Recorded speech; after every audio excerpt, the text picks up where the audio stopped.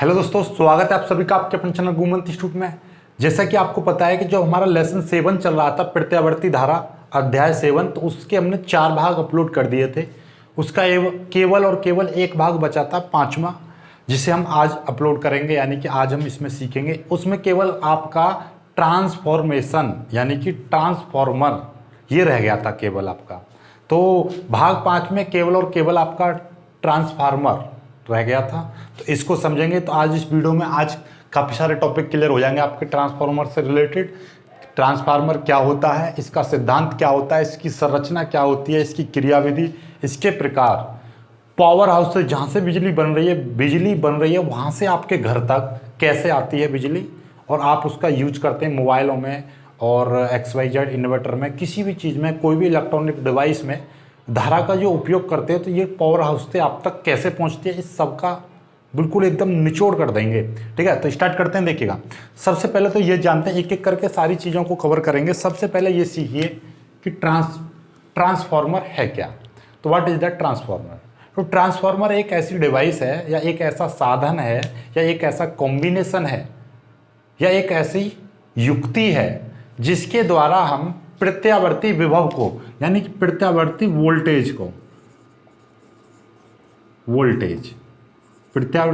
को हम क्या कर सकते हैं, चेंज कर सकते हैं।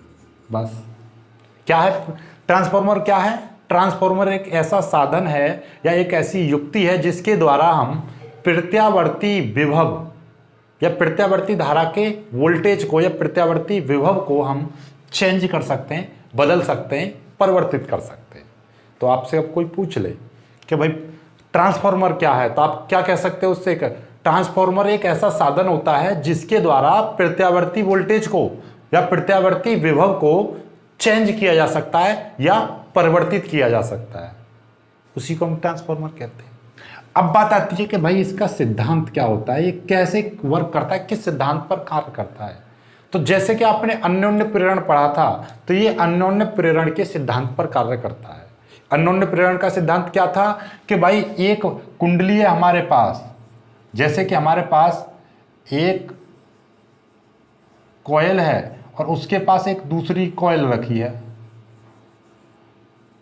तो हम किसी एक में हम प्रत्यावर्ती धारा प्रवाहित करें तो दूसरी में हमारा विद्युत वाहक बल उत्पन्न हो जाता है। जब हम किसी एक कुंडली में हम धारा प्रवाहित करते हैं तो उसके पास रखी दूसरी कुंडली में एक प्रेरित विद्युत वाहक बल या एक प्रेरित धारा उत्पन्न हो जाती है। इसी को हम अन्योन्य प्रेरण कहते थे। सेम वही चीज देखना, ये ट्रांसफॉर्मर बना हुआ है, इसमें 2 कॉइल होती हैं, उसमें से किसी एक में हम धारा प्रवाहित करते हैं तो दूसरी ओर हमें विद्युत वाहक बल मिल जाता है। तो ये किस पर कार्य करता है, किस सिद्धांत पर कार्य करता है, अन्योन्य प्रेरण के सिद्धांत पर। किस पर, आपका ये चीज याद हो जाएगी आपकी, अन्योन्य प्रेरण के सिद्धांत पर। क्लियर है, तो ये सिंपल सा हो गया। अब बात करते हैं इसकी संरचना, कि रचना कैसे होती है, रचना इसकी बनती कैसे। देखिएगा, ये ट्रांसफॉर्मर बनाया हुआ है हमने। ट्रांसफॉर्मर तुमने देखा भी होगा, आपके घर के टीवी, टेलीविजन, हर किसी में, हर छोटे से छोटे डिवाइस में ट्रांसफॉर्मर होता है, बड़े से बड़े डिवाइस में ट्रांसफॉर्मर होता है। ये बनता कैसे, यानी कि इस पर नर्म लोहे की प्लेटें, नहीं नर्म लोहे की, जैसे कि आपका नर्म लोहा होता है, नर्म लोहे की हमारे पास एक प्लेट सी होती है, इस टाइप की पत्ती जिसे बोलेंगे, नर्म लोहे की ये पत्ती है। ये जो है ना, ये जो आपकी है नर्म लोहे की पत्ती, ठीक है, ये नर्म लोहे की पत्ती होती है। इसमें नर्म लोहे की पत्ती को एक के ऊपर एक रखकर एक पटलित लोह की रोड बनाई जाती है। क्या बनाई जाती है, पटलित लोह की रोड बनाई जाती है। ये मतलब इसके ऊपर हम रखते जाएंगे तो एक पटलित लोह की रोड बन जाएगी इस तरीके की। तो उसमें तांबे के पृथक यानी तांबे के अलग अलग तार से 2 कुंडली बनाई जाती हैं। यानी तांबे के तार को, और तांबे का तार कैसा होना चाहिए, विद्युत रोधी, या तो उसके ऊपर कोई प्लास्टिक का खोल वगैरह, मतलब यह कि उसके पास टच होने पर चिंगारी ना आए, यानी कि विद्युत रोधी तार होता है, उसके ऊपर या प्लास्टिक का कवर या आपका कार्डबोर्ड कुछ ना कुछ उस पर लगा होगा या तांबे के तार पर पॉलिश हुई होगी, मतलब ये एक दूसरे से टच होने पर उस पर चिंगारी ना उत्पन्न हो। मतलब कि ये विद्युत रोधी तांबे के तार के अलग अलग फेरे लपेटकर 2 कॉइल बनाई जाती हैं, जिनमें से एक कॉइल को प्राथमिक कुंडली तथा दूसरी को द्वितीय कुंडली कहते हैं। अब प्राथमिक कुंडली कौन सी होती है, द्वितीय कुंडली कौन सी होती है, और इनमें भी खास बातें हैं। एक में फेरों की संख्या ज्यादा रखी जाती है, एक में कम रखी जाती है। एक में तार मोटा रखा जाता है, एक में पतला रखा जाता है। जिसमें तार मोटा रखा जाता है उसके फेरों की संख्या कम रखी जाती है, जो पतला तार लिया जाता है उसके फेरों की संख्या ज्यादा ली जाती है। 2 तरीके के तार का यूज करते हैं हम इसमें, ठीक है। तो अब इसमें सर बोलोगे सर किसी किताब में ये प्राथमिक लिख रही होगी तो किसी में ये प्राथमिक लिख रही होगी, तो ऐसा क्यों? ये 2 तरीके की होती हैं, जिसमें भाई ट्रांसफार्मर की ये जो फेरों की संख्या पर निर्भर करता है, इससे प्रकार बनते हैं। ट्रांसफार्मर 2 प्रकार से होते हैं। इस पत्ती के आधार पर हम कितने प्रकार का बनाया है, ट्रांसफार्मर 2 प्रकार का होता है, जिसमें यानी कि ये यदि मैं बात करूं सपोज दैट कि ये आपका प्राथमिक कुंडली यानी कि प्राथमिक कुंडली, इसको मैं प्राइमरी कॉइल बोलूंगा P, और ये है द्वितीयक कुंडली, द्वितीयक कुंडली, इसको S सेकेंडरी कॉइल, ठीक है। तो ये है आपकी, इसको मैं S लिख दे रहा हूं, इसको P लिख दे रहा हूं, समझ में आ गई। प्राथमिक कॉइल यानी कि P और ये सेकेंडरी कॉइल। अब कहोगे सर आपने यहां पे P लिख सकते हो, बिल्कुल लिख सकता हूं। ये जो ट्रांसफार्मर क्रियाविधि अभी समझाएंगे, पहले प्रकार समझ लो इसके। ट्रांसफार्मर 2 प्रकार के होते हैं, एक उच्चाई और एक अपचाई। कितने प्रकार के? एक होता है आपका, देखिएगा नाम से इंग्लिश में करोगे याद तो ज्यादा बेटर याद हो जाएगा। एक होता है स्टेप अप ट्रांसफार्मर और एक दूसरा होता है आपका स्टेप डाउन।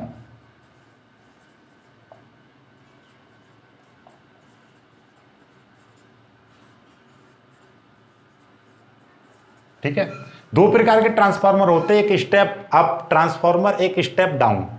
इसका मतलब क्या है? स्टेप अप का उच्चाई, उच्चाई ट्रांसफार्मर, और एक ये होता है अपचाई। इसका डाउन का मतलब ये वोल्टेज को कम करेगा और ये वोल्टेज को अप करेगा। जैसे कि हमने पहले ही बताया, ट्रांसफार्मर क्या होता है? वोल्टेज को चेंज करने वाला साधन होता है। वोल्टेज को चेंज करने वाला यानी कि प्रत्यावर्ती वोल्टेज को चेंज करने वाला साधन या प्रत्यावर्ती वोल्टेज को परिवर्तित करने वाला साधन क्या कहलाता है? ट्रांसफार्मर कहलाता है।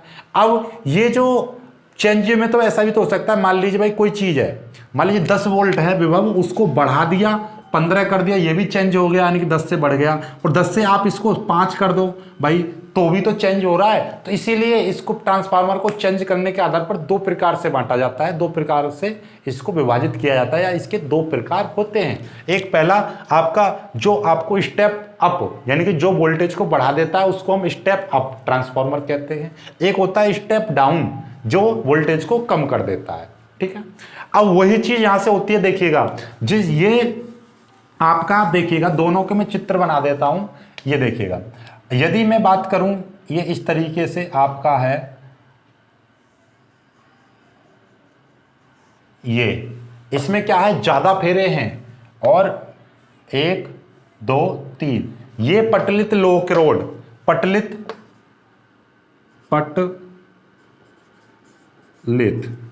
लोह रोड का ये सिंबल है, इसकी जगह पे आप लिख सकते हो लोह रोड, ठीक है। उसको हम इस तरह से प्रदर्शित करते हैं, और इसमें ये ज्यादा फेरे हैं और यहां पे मैं केवल इस तरीके से बना दूं। इसमें मैं लिख दे रहा हूं प्राइमरी कॉइल और इसको लिख दे रहा हूं मैं सेकेंडरी कॉइल। तो इसका मतलब ये है, और हमेशा ध्यान समझ लेना, जो प्राइमरी कॉइल होता है उसको हम इनपुट देते हैं, ये हमेशा हमें स्रोत से जोड़ते हैं। इसको हम किससे? प्रत्यावर्ती स्रोत से हमेशा हम जोड़ते हैं, यानी कि ये हमारा एसी मेंस प्रत्यावर्ती वोल्टेज स्रोत से हम इसको जोड़ते हैं, यानी करंट यहीं से देते हैं भाई। तो ये हमेशा प्राथमिक कॉइल पर देते हैं, जिसकी प्राथमिक कॉइल में ज्यादा फेरे और सेकेंडरी कॉइल में कम फेरे होते हैं। ये यहां पर क्या होता है आपका? ये यहां से आपका निर्गत यानी कि आउटपुट मिलता है, ये आपका इनपुट होता है। इनपुट को हम हिंदी में निवेशी बोलते हैं, और ये होता है निर्गत, ठीक है। समझ में आ गई बात? तो मतलब क्या है, ये 2 तरीके के, और एक और बनाएंगे हम इसमें, जिसमें ये तो है कम फेरे, ठीक है, ये एसी मेंस, और यहां पे हमने 3 ये लगा दिए, लो क्राउड हो जाएगी, और इसमें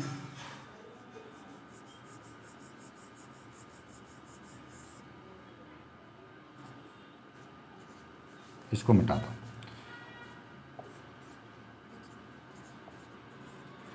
आउटपुट, तो इसमें क्या चीज दिखाई दे रही है, देखिएगा, इसमें आपका ये प्राथमिक कॉइल और ये आपकी सेकेंडरी कॉइल। तो इसमें जो सेकेंडरी कॉइल में ज्यादा फेरे हैं, इसमें कम फेरे हैं। तो देखिएगा, हमेशा धारा यहां से आउट इनपुट करेगी, यहां से जाएगी, तो ये ज्यादा है, तो ज्यादा फेरों से ज्यादा वोल्टेज होगा, और इसको ये क्या कर देगा, कम कर देगा। तो इसको बोलेंगे हम स्टेप डाउन, इस वाले ट्रांसफर को बोलेंगे हम step down, step down transformer बोलेंगे, ट्रांसफॉर्मर। और ये हो जाएगा स्टेप अप।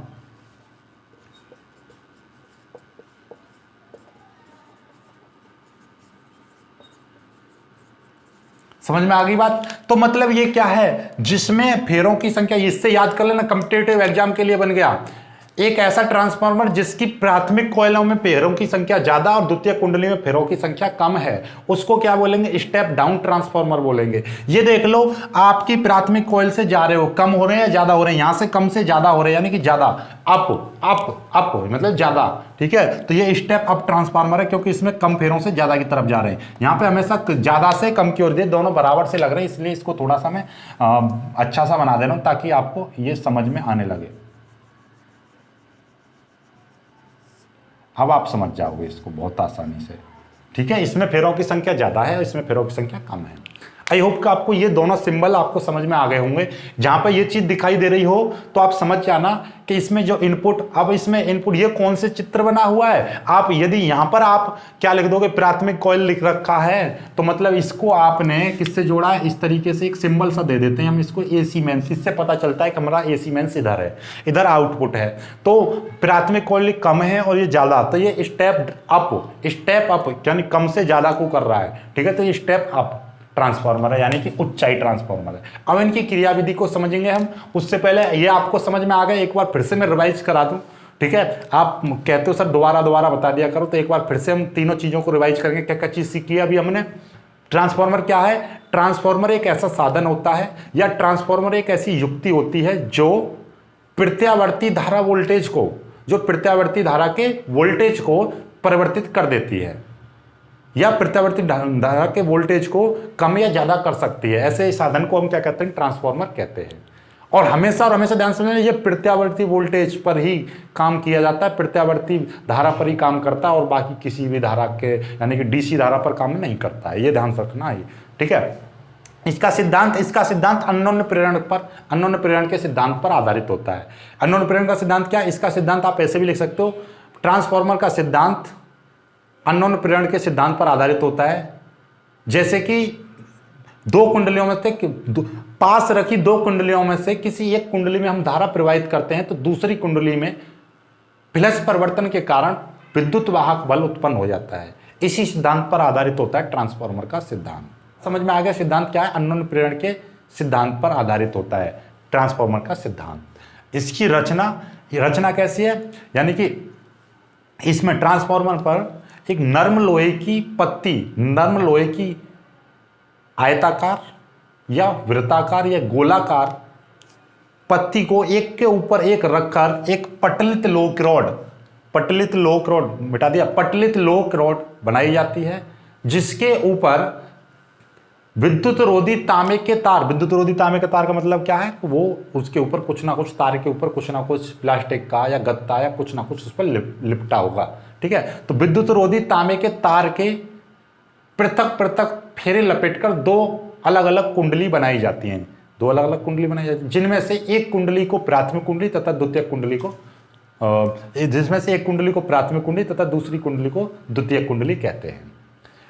प्राथमिक कुंडली को सदैव एसी मेंस यानी कि प्रत्यावर्ती स्रोत से जोड़ते हैं। प्रत्यावर्ती कुंडली की यानी कि प्राथमिक कुंडली को सदैव प्रत्यावर्ती धारा से जोड़ते हैं या प्रत्यावर्ती धारा स्रोत से जोड़ते हैं या प्रत्यावर्ती वोल्टेज स्रोत से जोड़ते हैं, या सीधे सीधे बोल लीजिए प्रत्यावर्ती स्रोत से जोड़ते हैं।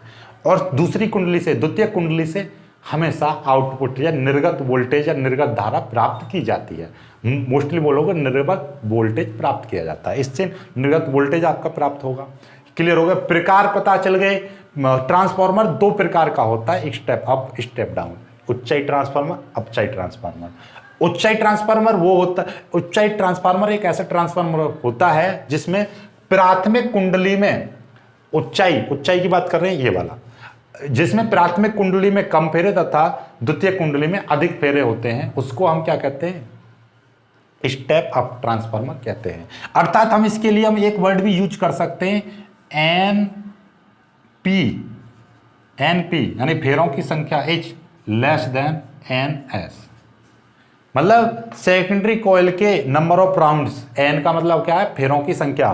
तो ये सेकेंडरी कॉइल में फेरों की संख्या प्राथमिक कुंडली की फेरों की संख्या से अधिक है, तो उसको हम क्या बोलेंगे? स्टेप। और इसमें क्या है? इसमें आपका ये जो प्राथमिक कुंडली की जो फेरों की संख्या है और इसमें कौन ज्यादा है? इसमें ये ज्यादा है, यानी कि प्राथमिक कुंडली के फेरों की संख्या ज्यादा है, उसको हम क्या बोलेंगे? आपका स्टेप डाउन ट्रांसफार्मर। क्लियर हो गया? एक ऐसा ट्रांसफार्मर जिसकी प्राथमिक कुंडली में फेरों की संख्या अधिक तथा द्वितीय कुंडली में फेरों की संख्या कम होती है, उसको हम स्टेप डाउन ट्रांसफार्मर कहते हैं। एक ऐसा ट्रांसफार्मर जिसमें प्राथमिक कुंडली में फेरों की संख्या कम तथा द्वितीय कुंडली में फेरों की संख्या ज्यादा होती है, उसको हम स्टेप अप उच्चाई ट्रांसफार्मर कहते हैं। क्लियर? अब यहां से आगे की बात चलती है। पेपर में जो मैं बोल रहा हूं वही लिख के आना और ज्यादा कुछ नहीं लिखना है, ठीक है? अब देखिएगा इसकी क्रियाविधि में कुछ ज्यादा थ्योरी नहीं लिखनी है, केवल एक छोटा सा डेरिवेशन सा है कि माना कि प्राथमिक कुंडली में फेरों की संख्या, इसके लिए कर रहा हूं मैं, माना कि प्राथमिक कुंडली में फेरों की संख्या NP तथा द्वितीय कुंडली में फेरों की संख्या NS है। तब प्राथमिक कुंडली में जैसे ही हम प्राथमिक कुंडली में प्रत्यावर्ती धारा प्रवाहित करते हैं, तो इसके प्रत्येक, यानी कि जब प्रत्यावर्ती धारा प्रवाहित करते हैं तो इस प्लेट के प्रत्येक क्षेत्रफल में क्या होती है? भंवर धाराएं उत्पन्न हो जाती हैं, जिससे कि ये चक्कर इस तरीके से काटती हैं। भंवर धाराएं चक्करदार होती हैं, ऐसे घूमती हैं प्रत्येक चक्कर, और यहां से धारा इस तरीके से घूम रही है, जैसे कि ये गया और ये गया और इस तरीके से जाएगी, ठीक है? ये इस तरीके से जाएगी। तो इसमें क्या होता है? प्रत्येक चक्कर के दौरान इसका फ्लक्स परिवर्तित होता है। जैसे ही हम इसमें प्राथमिक कुंडली में धारा प्रवाहित करते हैं, तो उसके फ्लक्स परिवर्तन के कारण द्वितीय कुंडली में एक प्रेरित विद्युत वाहक बल उत्पन्न हो जाता है। तो द्वितीय कुंडली में प्रेरित विद्युत वाहक बल उत्पन्न हो जाएगा। तो प्राथमिक कुंडली का जो प्रेरित विद्युत वाहक बल है EP, हमने मान लिया प्राथमिक कुंडली का जो प्रेरित विद्युत वाहक बल है -N d∅/dt और NP लिख देंगे, और ES द्वितीय कुंडली का, देखो प्राथमिक कुंडली का भैया आप जानते हो विद्युत वाहक बल बराबर क्या होता है? -N d∅/dt होता है। तो प्राथमिक कुंडली का कितना हो जाएगा? EP लगाएंगे। प्राथमिक कुंडली प्राइमरी कॉइल का तो प्राइमरी कॉइल का लेंगे, और d∅/dt दोनों में वो तो बराबर रहेगा, जितना फ्लक्स कितने में परिवर्तित होगा उतना इधर उत्पन्न हो जाएगा, तो बराबर -NS d∅/dt आ जाएगा। अब मैं कह रहा हूं EP बट्टे ES कह रहा हूं, तो इनमें दोनों में यदि मैं भाग करूंगा, इसमें इसका भाग करूंगा, d∅ से d∅ कट जाएगा, माइनस से माइनस कट जाएगा, तो डायरेक्ट लिख दूं NP बट्टे NS। देखिएगा EP बट्टे ES, यानी इसमें और इसका भाग कर देंगे तो माइनस से माइनस कट जाएगा, d∅/dt से d∅/dt कट जाएगा, तो NP बट्टे NS बचेगा। ये बच गया आपका, ठीक है? अब मान के चल रहे हैं कि माना कि ये जो कुंडली है इसका जो है प्रतिरोध शून्य है, माना कि इसका प्रतिरोध शून्य है। जब इसका प्रतिरोध शून्य मानेंगे तो इसका जो विद्युत वाहक बल है, माना कि कुंडली का या ट्रांसफार्मर की प्लेटों के बीच का जो प्रतिरोध है वो शून्य माना है अपने। जब हम इसका माना कि प्रतिरोध इसका कितना है, माना कि इसका जो प्रतिरोध है वो शून्य है, शून्य मान लिया। जब इसका प्रतिरोध शून्य है तो क्या होगा कि इसका जो E जो है आपका E विद्युत वाहक बल EP बराबर क्या होगा? Vp होगा और ES बराबर क्या होगा, Vs होगा। यानी कि प्राथमिक कुंडली का विद्युत वाहक बल प्राथमिक कुंडली के वोल्टेज के बराबर होगा। सिंपल सी बात है, आप जानते हो E बराबर विद्युत वाहक बल बराबर V प्लस IR होता है, स्मॉल IR। ये जब इसका मैं कह रहा हूं कि इसका आंतरिक प्रतिरोध शून्य है, इन प्लेटों के बीच का आंतरिक प्रतिरोध शून्य मान लिया मैंने। जब इसका प्रतिरोध शून्य हो जाएगा तो ये खत्म, जीरो आ जाएगा, तो E बराबर कितना आ जाएगा, V आ जाएगा। और वैसे भी आपको पता है विद्युत वाहक बल और वोल्टेज आपस में बराबर ही होते हैं भाई। मैक्सिमम कंडीशन में आपका विद्युत वाहक बल और बोलते ना विद्युत वाहक बल और वोल्टेज, दूसरे वाले चैप्टर में आपने किया होगा, विद्युत वाहक बल और आपका वोल्टेज, मतलब विभव की परिभाषा क्या होती है, विभवांतर की परिभाषा क्या होती है, एकांक आवेश को एक बिंदु से दूसरे बिंदु तक ले जाने में किया गया कार्य विभवांतर कहलाता है। और एकांक आवेश को सेल सहित पूरे परिपथ में प्रवाहित करने में किया गया कार्य क्या कहलाता है, आपका विद्युत वाहक बल कहलाता है। तो ये विद्युत वाहक बल और विभवांतर यानी कि विभव में ये संबंध होता है। जब हमारा प्रतिरोध जीरो हो जाएगा तो प्रतिरोध जीरो होने की कंडीशन में विद्युत वाहक बल आपका वोल्टेज के बराबर होता है। तो वही चीज हमने मान लिया कि माना कि इसका आंतरिक प्रतिरोध शून्य है। आप कहोगे सर आपने आंतरिक प्रतिरोध ही शून्य क्यों माना है? अरे मान लिया, क्या दिक्कत है, मत मानो, ठीक है, रहने दो, कोई दिक्कत नहीं है। फिर भी आप कंडीशन यही लगाओगे कि भाई ई बराबर वो इसका आंतरिक प्रतिरोध हम शून्य मान के चल रहे हैं, ठीक है।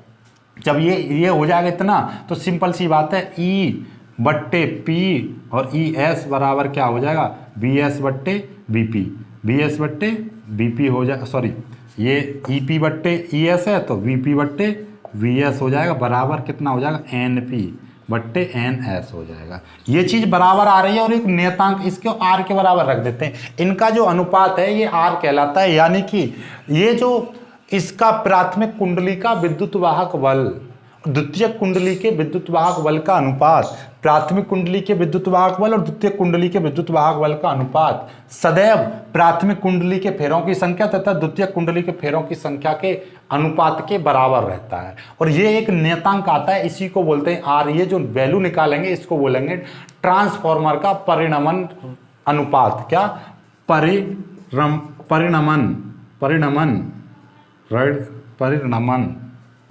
परिणमन अनुपात, इसको बोलते हैं हम परिणमन अनुपात या ट्रांसफॉर्मेशन रेशो। क्या बोलेंगे, ट्रांसफॉर्मेशन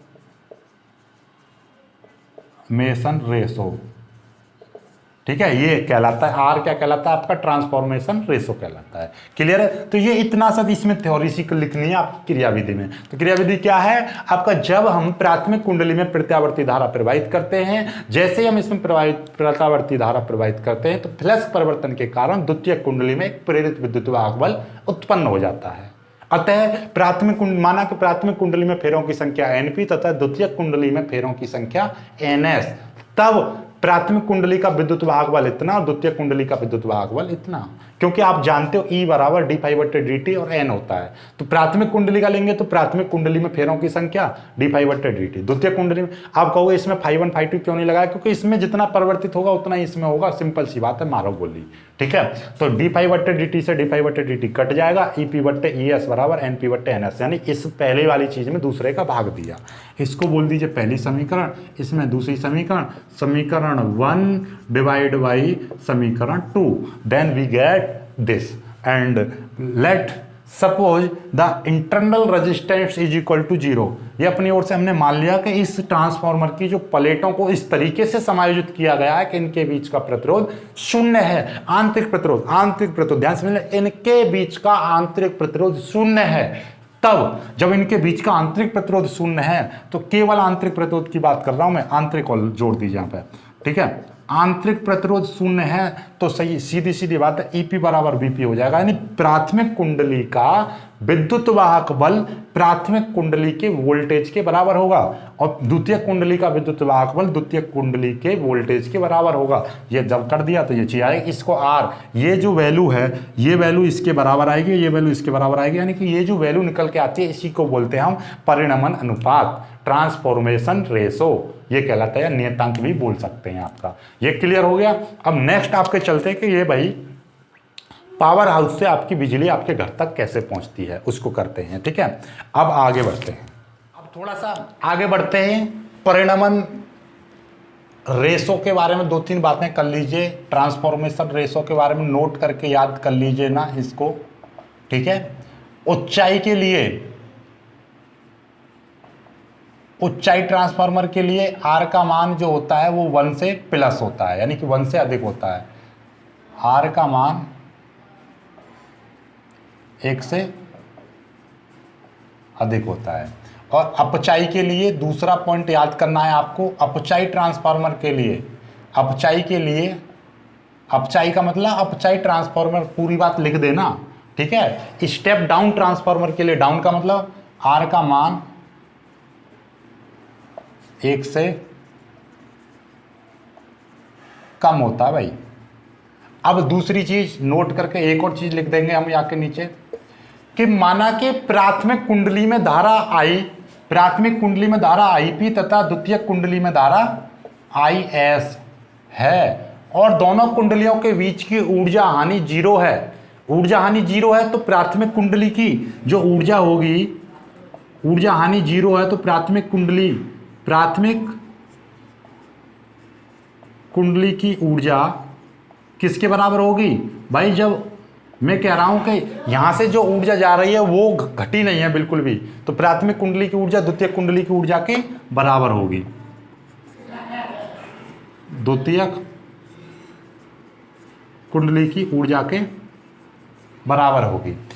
यदि यहां समझना, यदि प्राथमिक कुंडली में धारा आईपी तथा द्वितीयक कुंडली में धारा आईएस है और ऊर्जा हानि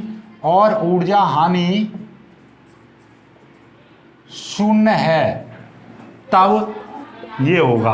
अब इसका तीसरे पॉइंट में हम इसकी फॉर्मूला ही बना सकते हैं। फॉर्मूला कैसे बनेगा भाई? आप जानते हो शक्ति बराबर क्या होती है, पी आई बराबर होती है। तो ऊर्जा बोल लीजिए, ऊर्जा नहीं, प्रथम शक्ति लिख दो, शक्ति लिखोगे ज़्यादा बेटर रहेगा, शक्ति। तो ऊर्जा की शक्ति, बात तो वही है, शक्ति, ठीक है। तो इसकी शक्ति क्या हो जाएगी? पी बराबर वी आई होती है, इसकी वी आई बराबर वी आई, लेकिन इसमें प्राथमिक कुंडली का वी पी लगाएंगे, आई पी, वी एस बराबर आई एस, यानी कि प्राथमिक कुंडली का वोल्टेज प्राथमिक कुंडली की धारा, द्वितीय कुंडली का वोल्टेज द्वितीय कुंडली की धारा, यानी पी, यहाँ पे पी 1 लगाएंगे तो V1 I1, यहाँ पे पी लगा देंगे तो यहाँ पे पी, यहाँ पे पी, एस लगाएंगे द्वितीय कुंडली का, ये आ गया आपका। अब यहाँ से यदि मैं बात करूँ तो वी पी बट्टे वी एस बराबर क्या हो जाएगा? आई एस बट्टे आई पी, और वी बराबर वी एस किसके बराबर था? यही चीज आप यहाँ पे लिख दोगे कि भैया वी पी बट्टे वी एस बराबर था ई पी बट्टे ई एस के, और यही चीज बराबर आ रही है आई एस बट्टे आई पी के, और यही चीज आर के बराबर आ रही है। मतलब क्या? देखिएगा, प्राथमिक कुंडली के विद्युत वाहक बल तथा द्वितीयक कुंडली के विद्युत वाहक बल का अनुपात द्वितीयक कुंडली की धारा तथा प्राथमिक कुंडली की धारा के अनुपात के बराबर आ रहा है। अर्थात हम कह सकते हैं कि यदि हम प्राथमिक कुंडली का विभव हम बढ़ाएं, प्राथमिक कुंडली का हम विभव बढ़ाएं तो द्वितीयक कुंडली की धारा घट जाएगी, और द्वितीयक कुंडली का विभव बढ़ाएं तो प्राथमिक कुंडली की धारा घट जाएगी, ठीक है। तो ये चीज है, ये इसमें एक दूसरे से विपरीत संबंध होता है, देख लो, विपरीत ईपी ईएस ईपी, ठीक है। तो एक दूसरे से कैसा होता है? विपरीत संबंध होता है। तो ये याद रखना है आपको, मत भैया इस पे याद लगा लो, आईआईटी वगैरह और आपके लिए याद रखनी है ये चीज। अब आगे की बात आती है कि भैया एक होती है ट्रांसफॉर्मर। अब निकालते हैं भैया ट्रांसफॉर्मर की दक्षता, इनकी दक्षता ईटा से प्रदर्शित करते हैं। दक्षता का मतलब क्या है? दक्षता यानी कि आपका कितना वोल्टेज पर कितना निर्गत हो रहा है। तो भैया इनपुट नीचे आएगा हमेशा, इनपुट, ऊपर आउटपुट, ये चीज आ गई। तो मतलब क्या है? क्या नीचे क्या है? निवेशी शक्ति, ऊपर निर्गत शक्ति,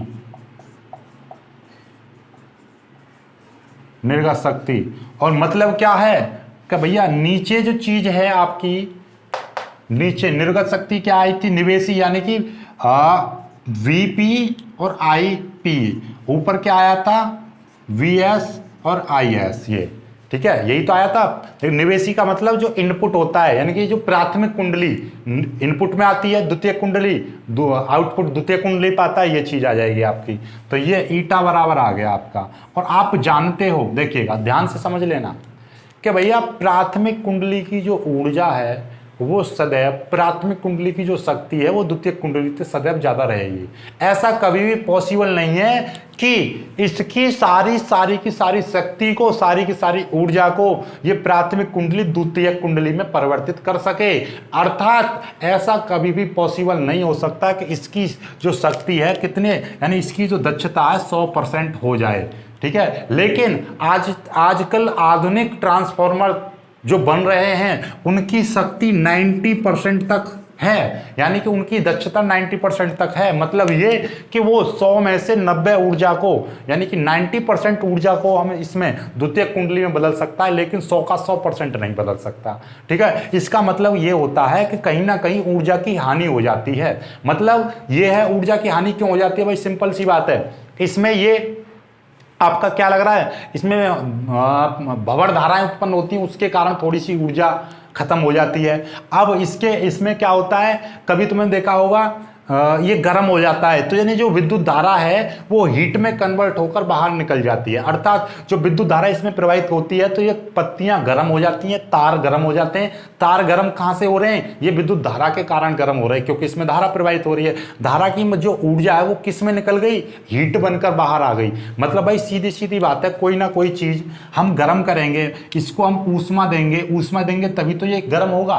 सिंपल सी बात है, जब हम इसमें विद्युत धारा प्रवाहित करते हैं, यानी कि इसको हम ऊर्जा देते हैं, तो ये हीट उत्पन्न कर देती है। यानी जो ऊर्जा है, ऊर्जा आपकी किस में चेंज हो गई? ऊर्जा आपकी ऊष्मा में चेंज हो गई। तो ये ऊष्मा, ये गर्म होना कहां से आया?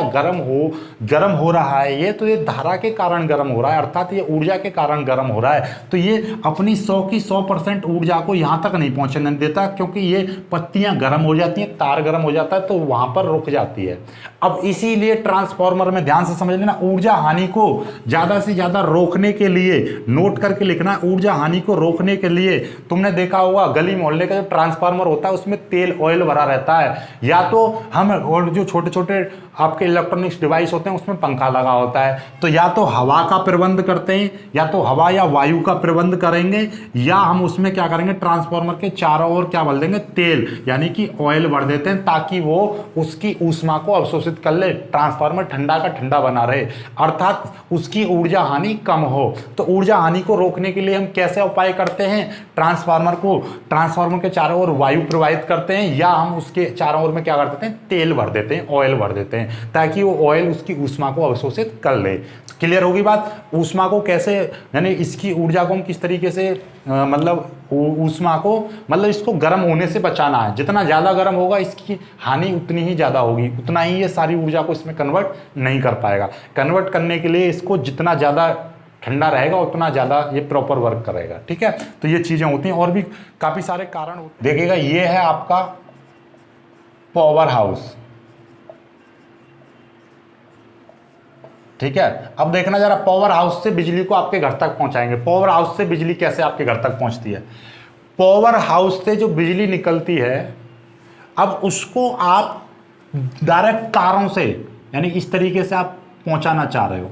ठीक है, तो भैया जब तारों में प्रवाहित होगी, और मान लीजिए आपको 1000 किलोमीटर दूर पहुंचानी है, ये भाई एक शहर से दूसरे शहर तक पहुंचानी है, सपोज करो दिल्ली से चेन्नई पहुंचानी है, या चेन्नई से दिल्ली पहुंचानी है, तो भाई धारा वहां से प्रवाहित होगी, तो धारा की तो प्रबलता वैसे ही जा जाके कम हो जाएगी। और मैंने तुम्हें एक चीज बताई थी, ये सिंपल सी बात है कि ये जो आपके बैटरी है 5 वोल्ट की, सपोज दैट, और मैं कह रहा हूं कि एक तार है आपका यहाँ पर, और यहाँ पर एक बल्ब है, ये बल्ब लगा दिया मैंने, ये यहाँ पर एक बल्ब लग रहा है। ठीक है, और ये इसका तार मात्र 1 मीटर है, 1 मीटर तार है, ये 5 वोल्ट की बैटरी है, और इसको बल्ब जल रहा है। ये पहले भी मैंने यही उदाहरण लिया था, और ये आपका 1 घंटे जलता है, सपोज दैट 1 घंटे जलता है। 1 घंटे बाद ये पूरी बैटरी डिस्चार्ज हो जाती है। लेकिन जब मैंने यहाँ पर ये तार 1 मीटर की जगह पर मैंने 1000 मीटर लिया, 1000 मीटर लिया, तो ये फिर 1 घंटा नहीं जलेगा, बल्ब कम जलेगा। क्यों कम जलेगा? क्योंकि ये इतना तार ले ले, तार में तो विद्युत धारा कहीं ना कहीं खपत हो जाएगी, इसमें प्रतिरोध बढ़ जाएगा। ठीक उसी प्रकार से पावर हाउस से जो बिजली जनरेट हो रही है उसको आप 1000 किलोमीटर तक पहुंचाओगे तो उसके लिए पहली बात तो इतना दूर तक पॉसिबल नहीं है धारा का जाना। दूसरी बात, आपका ये जो धारा यहाँ से जनरेट होगी उसकी क्या हो जाएगी, ऊर्जा में हानि हो जाएगी, जिसके कारण वो वहां तक पहुंचते पहुंचते उसकी प्रबलता कम हो जाएगी। यदि मैं यहाँ से 1000 एम्पेयर की प्रवाहित करूंगा तो वहां तक 1000 की नहीं पहुंच पाएगी। दूसरी बात कि जब यहाँ से 1000 एम्पेयर की धारा प्रवाहित होगी तो ये 1000 एम्पेयर के लिए तार में धारा प्रवाहित करोगे, तार बहुत ज़्यादा हीट हो जाएगा, बहुत ज़्यादा ऊष्मा उत्पन्न करेगा, वो खराब हो जाएगा। इसीलिए उसके लिए बहुत ज़्यादा मोटे तारों की आवश्यकता पड़ेगी। जब मोटे तारों की आवश्यकता पड़ेगी तो भैया खपत ज़्यादा होगी, उसकी लागत ज़्यादा आएगी, तो यानी बहुत सारे आपके कॉस्टली पड़ेगा और फिर भी धारा उतनी नहीं पहुंच पाएगी। आप इतने बड़े तार लगाओगे वो कितना महंगा पड़ेगा, दूसरी बात बहुत ज़्यादा खपत होगी, फिर भी पूरी तरह से वहाँ पर 1000 एम्पियर पहुँचाना चाह रहे हो तो वहाँ तक नहीं पहुँच पाएगी। इसीलिए हम यहाँ पर क्या इस्तेमाल करते हैं कि भैया आपका यहाँ पर हम इस्तेमाल करते हैं आपका स्टेप अप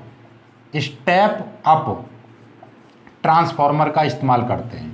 ठीक है, ट्रांसफार्मर का इस्तेमाल करते हैं स्टेप अप। वो क्या करता है, इसकी वोल्टेज को बढ़ा देता है। जब वोल्टेज को बढ़ा दे देगा तो देखिएगा आपको, देखो सीधी सीधी बात है, V बराबर क्या होता है, IR होता है। हमने इसका प्रतिरोध एक जगह फिक्स कर दिया तो भैया जितना वोल्टेज बढ़ेगा आपका उतना ही आपकी धारा बढ़ जाएगी, सिंपल सी बात है। ठीक है, और अब इसकी हम शक्ति की बात कर रहे हैं, P बराबर VI। इसकी यदि मैं देखो हमने यहाँ पर क्या कर लिया, इसका वोल्टेज बढ़ा दिया तो इसकी शक्ति देखिएगा, शक्ति हम इसकी बात करें P बराबर होता है VI। ठीक है, यदि मैं आपका वोल्टेज बढ़ा दूं, वोल्टेज बढ़ा दिया जाए तो इसकी धारा को कम कर दोगे। जैसे कि मान लीजिए मेरे पास 100 शक्ति है, 100 यूनिट है। अब हमारे पास में ये V का मान मैं यहाँ पर क्या कर रहा हूँ, 50 कर रहा हूँ तो धारा का मान 2 लिया जाएगा। और यहाँ पे ये 100 ही है, लेकिन इसको मैं कम कर रहा हूँ, 25 कर रहा हूँ तो धारा का मान 4 लिया जाएगा। और यदि इसका मान मैं 10 कर रहा हूँ तो इसका मान 10 लिया जाएगा। और यदि इसका मान मैं 2 कर रहा हूँ तो इसका मान मेरे को 50 लिया जाएगा। तो मतलब क्या है, जैसे जैसे मैं वोल्टेज कम कर रहा हूँ, मेरा यहाँ पर वोल्टेज कम है तो मुझे धारा की ज़्यादा आवश्यकता पड़ेगी, तब शक्ति बराबर होगी। इसीलिए मैं चाह रहा हूं इसका वोल्टेज को मैं इंक्रीज कर दूं। वोल्टेज इंक्रीज कर दूंगा तो धारा कम है, आसानी से धारा कम, इसको क्या करेगी, ना तो तार में कोई दिक्कत आएगी, ना तार गर्म होगा और पतले तार से ही धारा प्रवाहित हो जाएगी। इसीलिए हम क्या करते हैं, पावर हाउस से जो धारा जनरेट हो रही है उसमें हम क्या लगाते हैं, स्टेप अप ट्रांसफार्मर लगाते हैं। तो वो उसके वोल्टेज को बढ़ा देता है, बहुत ज़्यादा वोल्टेज को बढ़ा देता है। तो वो फिर आसानी से ये जो है धारा आपके मान लीजिए 10 किलोमीटर 10,000 किलोमीटर कहीं पर एक शहर से दूसरे शहर तक पहुंच जाती है। पावर हाउस से जस्ट निकलते ही ट्रांसफार्मर होता है, ट्रांसफार्मर बिजली को जनरेट करेगा, यानी कि वोल्टेज में ज़्यादा बढ़ा देगा, वोल्टेज ज़्यादा बढ़ा देगा, उसके वोल्टेज को ज़्यादा बढ़ा देगा, वोल्टेज से ज़्यादा बढ़ गई। अब मान लीजिए आपका ये शहर आ गया, ये शहर आ गया, आपके शहर में पहुँचानी है बिजली। यहाँ पर आपका शहर है, सपोज दैट यहाँ पर आपका शहर है और ये शहर है और शहर में आपका ये यहाँ पर घर है, घर तक पहुँचानी है आपके बिजली शहर में आपका।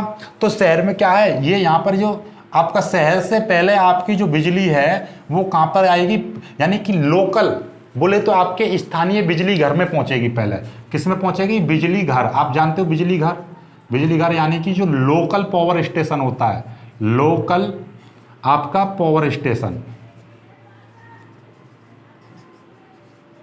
ठीक है, लोकल पावर स्टेशन पर पहुंचेगी। ठीक है, यानी कि बिजली घर पर, जो आपके बिजली, आपके घर, आपकी कॉलोनी, आपके क्षेत्र के आसपास कोई होगा बिजली घर, वहां पर पहुंच जाएगी। अब यहां से ये तो हैवी वोल्टेज आ रहा था, यहां पर हैवी वोल्टेज आ रहा था। ये हैवी वोल्टेज तो मतलब बहुत ज्यादा, कई हजार वाट, कई हजार किलोवाट पे पहुंचा रहा है, मतलब कई हजार वाट, यानी कि 3000 किलोवाट या 3000 वाट, इतने वाट पर ये इसकी शक्ति होती है, यानी कई हजार वाट होती है इसकी, यानी इसके वोल्टेज काफ़ी ज़्यादा होते हैं। जैसे बोलते हैं ना, आपने देखा होगा गांवों में 33,000 वाली लाइट है, ये 36,000 वाली लाइट है, यानी कि वो आपका एक स्थान से दूसरे शहर तक पहुंचाई जा रही है हैवी वोल्टेज करके, उसके वोल्टेज बहुत ज़्यादा है। बोले 33,000, 11,000 वाली लाइन, 33,000 वाली, मतलब क्या है वो उसका आपने देखा होगा 11,000 लिखा है ना, तो उसके V लिख रहा है, यहाँ पर 33,000 लिख रहा है, तो ये मतलब क्या है कि ये 33,000 वोल्टेज लिखा हुआ है, 33,000 वोल्टेज लिखा हुआ है। या आप लिखा देखा होगा 33 kV, या लिखा होगा 11 kV। 11 kV का मतलब क्या है, किलो वोल्टेज, किलो का मतलब 1000, तो 11,000 किलो वोल्टेज, ठीक है, 33,000 किलो वोल्ट 33,000 वोल्टेज, 11,000 वोल्टेज। तो यानी कि ये यहाँ पर सपोज दैट कि ये 33,000 वोल्टेज को इसने क्या किया, जनरेट किया और यहाँ पर पहुंचे। अब 33,000 का वोल्टेज थोड़ी ना घर में घुसे दोगे, घर में लगा दो तो घर तो आग वाग लग के फूक जाएगा, ब्लास्ट हो जाएगा। इसीलिए यहाँ पे आपका ट्रांसफार्मर लगता है स्टेप डाउन।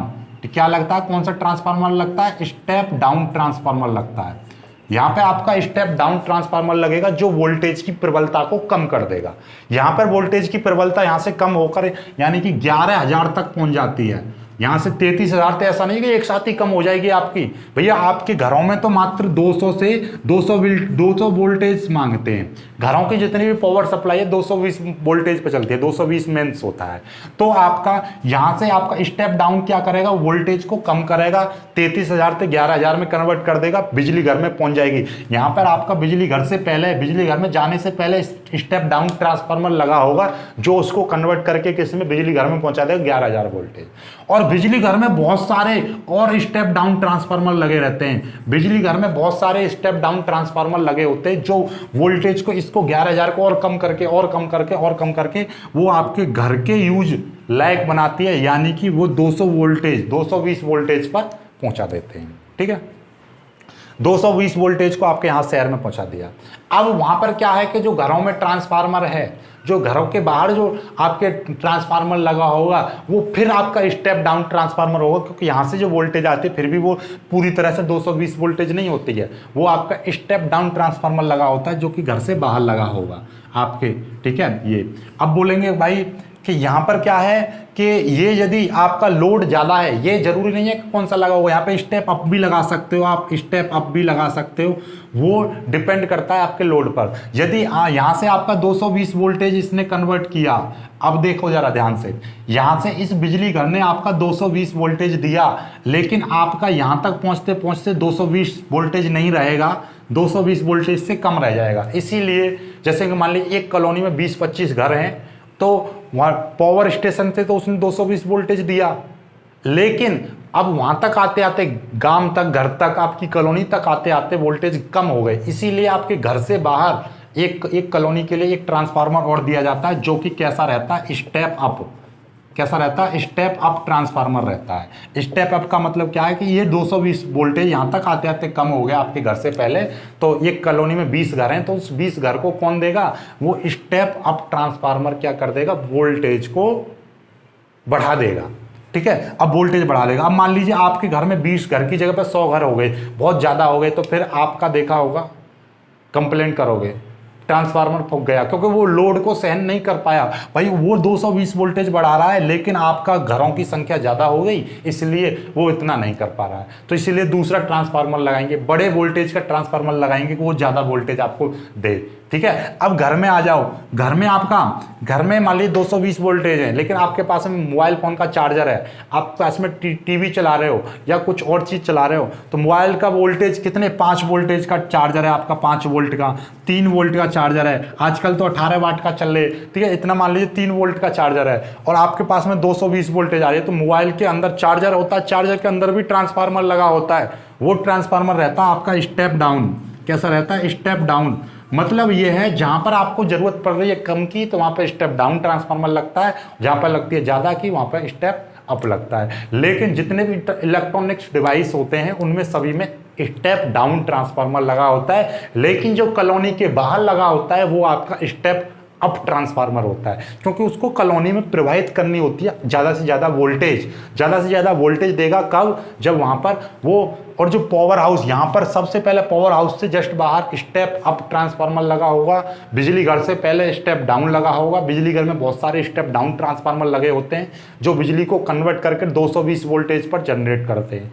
220 वोल्टेज जनरेट होकर आपकी कॉलोनी तक पहुँचती है, कॉलोनी पर आकर आपका 220 वोल्टेज किस में कन्वर्ट हो जाती है, 220 वोल्टेज को वो उसकी प्रबलता कम हो जाती है, इसीलिए कॉलोनी के बाहर जो ट्रांसफार्मर लगा होता है वो स्टेप अप ट्रांसफार्मर होता है, वोल्टेज को बढ़ा देगा। वोल्टेज को बढ़ाकर वो पुनः आपका 220 वोल्टेज आपके घर में सप्लाई कर देगा।